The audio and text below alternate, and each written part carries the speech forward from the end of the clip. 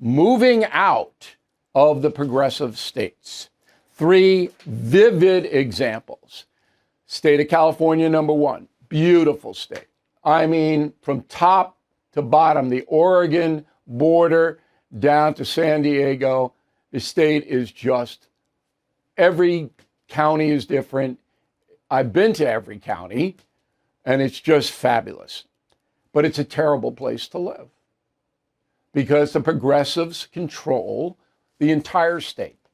There isn't any even moderate Republican presence in Sacramento. A few counties, but Sacramento dictates. So what is the result of this? Well, we went to the U.S. Census Bureau, okay? These stats are in stone. California, 2010 to 2020, it's the latest stats. 7.5 million people moved out of the Golden State. The outflow, 23% more than the inflow. The population right now is 39 million and sinking. All right, that's California. New York State, where I am right now, 210 to 220. Almost 5 million people moved out of New York State. Net loss, more than 1.5 million residents, most of them taxpayers. Current population, almost 20 million, dropping quickly. In the next 10 years, we'll see the population of New York State down to 17 million. Okay?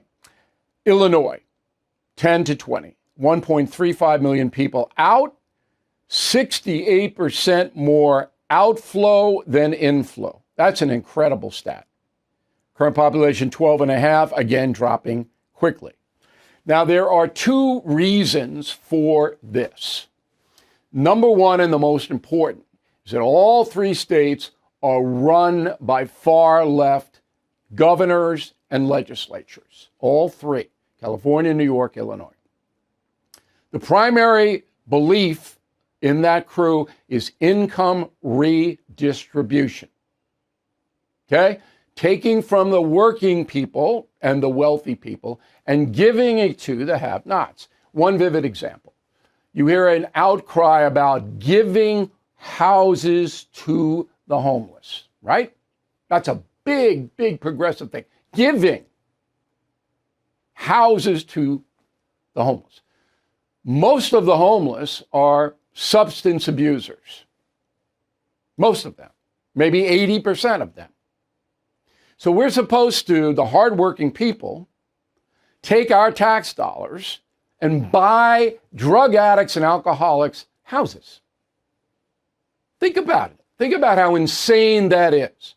So you are irresponsible, self-destructive, you are ruining your life and other lives, and we're going to give you a house at taxpayer expense. That is progressive governance. Okay? All right. So income redistribution means welfare, payment after payment after payment, kid care, food, you name it. Astronomical cost. And you have to tax the workers to get the money. So the worker going, I want a little more take-home pay. Okay, because housing in California and New York is high. I can't afford to buy a house, yet the drug addict is getting a free house. Does this make sense? I hope so. The second thing is quality of life. We in New York are the highest tax state. Is quality of life improved? No, it's drastically declined. Our roads are a mess. You can't get anywhere in the New York City area. It's just clogged every single day.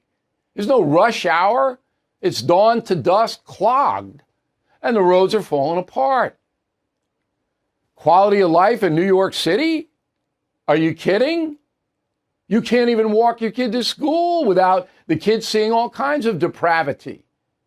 You can't even get to work and home on the subway without feeling threatened.